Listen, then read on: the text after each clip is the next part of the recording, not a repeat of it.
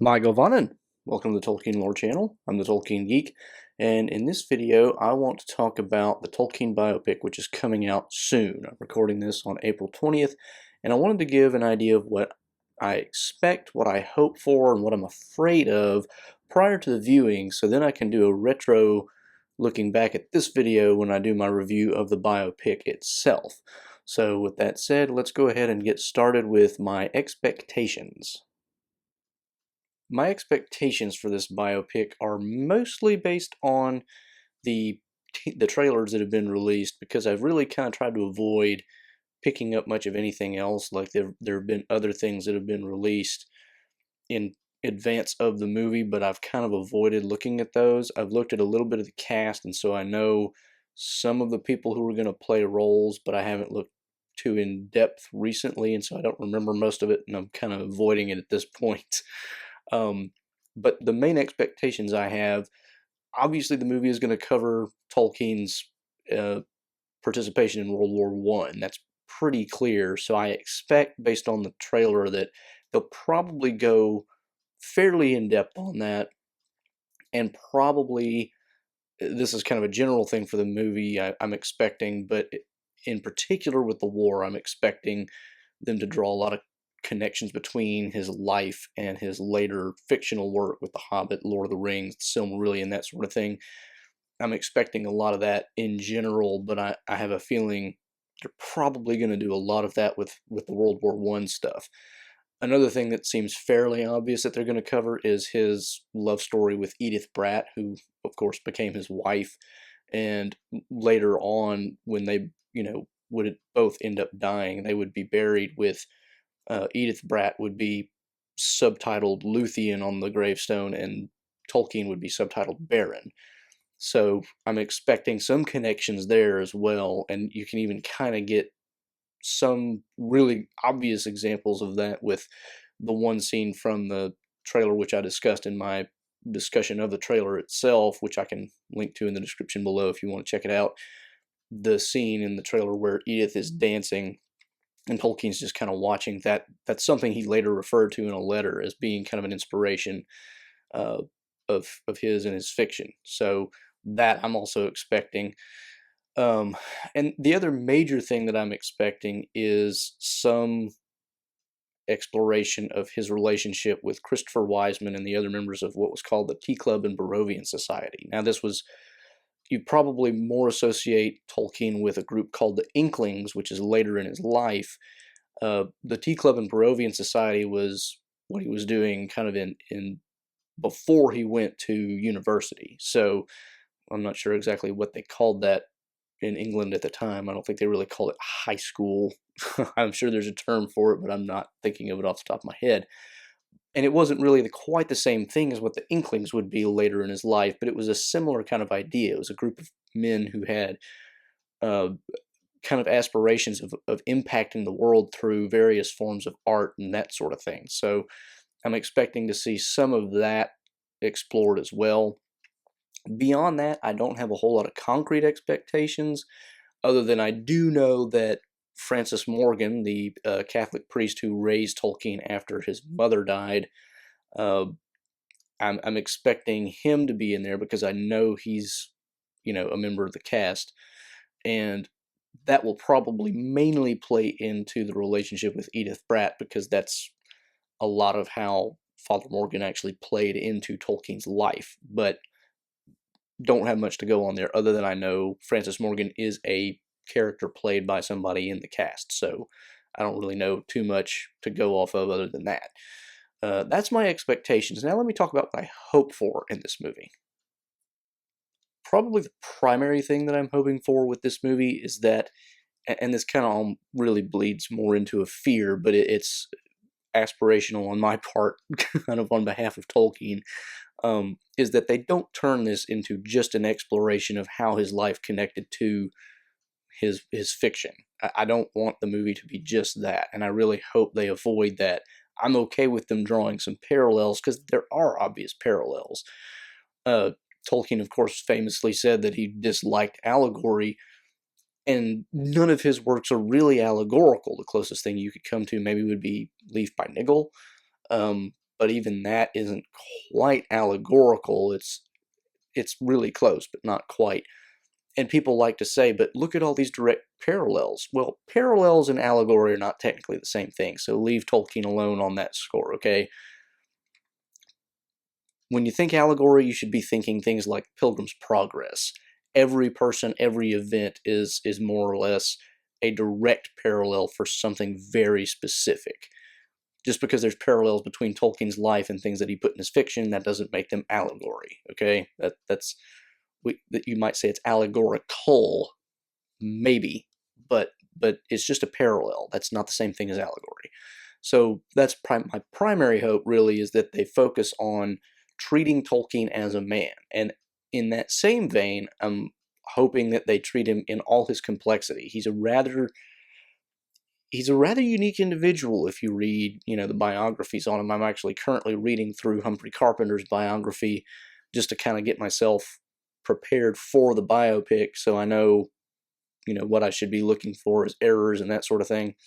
So if you read any biography of Tolkien that really goes in depth, you'll realize he's a very complex individual, and I hope they show that, and I hope they explore a lot of the ways in which he's got good sides, he's got bad sides, he's got flaws, he's got, a lot of baggage from his youth. I mean, there's all kinds of things that you could go into without making it just an overbearing, oh, look, this is how Middle Earth came out of his, his life and his memories. So I hope that's what they're going for, more so than just a whole bunch of the Middle Earth stuff. And I hope it's not going to be mostly just tie-ins with the movies too. So another thing that I'm hoping for is that they do really explore the Tea Club and Barovian Society. And if they go far enough forward, it's not really clear from the trailer how far they will get into his life. It looks like it'll mostly focus on his young life, but if they get more than a few years into his time at Oxford, then they really need to bring C.S. Lewis into it, because C.S. Lewis became a major factor in his life at Oxford. So if they get anywhere into that at all, I really do hope they cover his relationship with Lewis, and beyond that, if they go much further, the Inklings as well. I mean, the Inklings became kind of his life, his social life outside of home for a good chunk of his career. So that's something you can't really leave out if you're going to go very far into that time period. Similarly, I hope they definitely do cover his, not just his complexity as a human, but his all of his outward things, like his faith, his the things that really kind of made him who he was as a child, like the death of his mother impacted him a huge deal. The moving around that he did as a child, moving from a more rural area to a suburban or urban area, really had an impact on him. I think you really need to cover these things, and especially, this is one of the things that again kind of bleeds into fear more than hope, but I really hope they cover his Catholic faith. I'm not Catholic myself, but I mean, you cannot avoid recognizing in reading his works that he has a very Christian outlook. I mean, even to the extent that The Hobbit, Lord of the Rings, and even the Silmarillion are semi-paganish in the way that they view the specifics. The overall worldview is very much a Judeo-Christian one. So I definitely want them to cover that. The final thing I'll say here for what I hope for is that I really want them to be accurate, especially with the chronology. I don't want them to start throwing in references to things that come much later into his early life. If this is going to be about his early life, make it about his early life. Don't throw in the Lord of the Rings if he doesn't get past age 32, because he wasn't writing about Lord of the Rings at age 32. He just wasn't. At that point, he was doing, maybe Silmarillion work, and he might have started getting into The Hobbit a little bit. But The Hobbit, The Hobbit ended up being published in 37, by which point he was 45-ish, I think, if I'm remembering my dates right. So I don't want to see a whole bunch of like transplanting stuff from his later life into his early life, I want it to be an accurate representation of his life in more or less chronological order. I'm not expecting them to throw dates at us, but I hope it is at least not inaccurate, obviously inaccurate. So those are my hopes. Now let's talk about what I'm afraid of. So I've already mentioned some topics that kind of bleed over between hopes and fears, and it's really hard to categorize some of these. I already mentioned, of course, the Middle Earth stuff. If it becomes really overbearing, that's what I'm really afraid of. I hope they leave as much of it out as possible, other than, occasional references that are like, okay, that's interesting. But more than that, I could live with. But if they make it overbearing and like every other scene you're talking about some connection to Middle Earth, then it's going to be like, okay, you're just pandering to the Lord of the Rings audience to get money. That's all you're doing. People who are interested in the life of Tolkien want to know about the life of Tolkien, not just because it's the guy who wrote Lord of the Rings, although most of them are primarily interested in him because of that, but there are other things about his life than Middle Earth. And that leads me to another point. His love of language. His love of language is really what gets him started on practically all of this stuff. He developed the Elvish languages, what would become the Elvish languages, I should say, and then came up with the Silmarillion stories as a background for how these languages changed, evolved, diverged from each other. I mean, the guy was a philologist. He was a linguist by training and by passion. This is what he cared about, was language. And if you don't talk about that, then you're not really explaining Middle Earth at all. I mean, obviously there are some things from Middle Earth that he derived from specific experiences and that sort of thing, but there wouldn't be Middle Earth as we know it if he hadn't been so passionate about languages. And that's one of the things that you get from the Humphrey Carpenter biography of Tolkien. He was playing around with languages at a very early age. When his mother started teaching him Latin, it was fairly clear early on that he had an unusual aesthetic appreciation for words, regardless of what they mean. And so I think if they leave that out, they're really doing all the fans a disservice, because whether or not you're interested in learning Elvish or any of the other languages he invented, it's still something that plays very heavily in his life. Similarly, I think it would be tragic if they didn't really explore any of his academic career, because he did some really significant stuff in his academic career. We think of him as as a fiction writer, but he made significant uh, contributions to the realm of philology and the study of ancient languages and ancient texts. He was, and one of the other things in the Humphrey Carpenter biography that you find out is he probably would have contributed a lot more, except that he lectured so much in order to make sure his students got a really thorough understanding of Anglo-Saxon. He lectured way more than was necessary to because he thought that you really couldn't cover it without doing a ton of lectures on it. So he's got all that going on, and then he's also got to supplement his income by doing some other things outside of his normal teaching career, and so he didn't have as much time to do the research end of his academic career, but he still did some really significant stuff. And I think if they don't touch that at all, I mean, that was half of his life as an adult, really. He spent so much of his time either teaching or researching or, just being involved with the college in one way or another, the college that he taught at Oxford. If they don't cover that, that's really going to hurt me, okay? Another thing that would really get my goat is if they don't really touch on the aspects of his relationship with Edith that are, and not just his relationship with Edith, but him as a whole human being. He doesn't need to be a perfect person, and he doesn't need to be somebody who's just weighed down by his experience with World War One. All these things impacted him, but if they make him into too one-dimensional a character and his relationship with Edith into a one-dimensional love story, that's not really going to be fair to the viewers either. I mean, that's not the way his life was. Again, going back to the Carpenter biography, his relationship with Edith was complicated. It was complicated in part because of the way it developed and the way that Father Morgan kind of interfered with it, which I won't get into detail here, but it was also complicated just by the way that he existed within the dynamics of Oxford University and the other places he taught. He was very much a guy who was always into male companionship, as well as his, relationship with his wife. That produced issues that they had to deal with. There were issues with the Catholic faith because Edith had converted to Catholicism basically because of Tolkien, and she kind of wasn't always happy about that.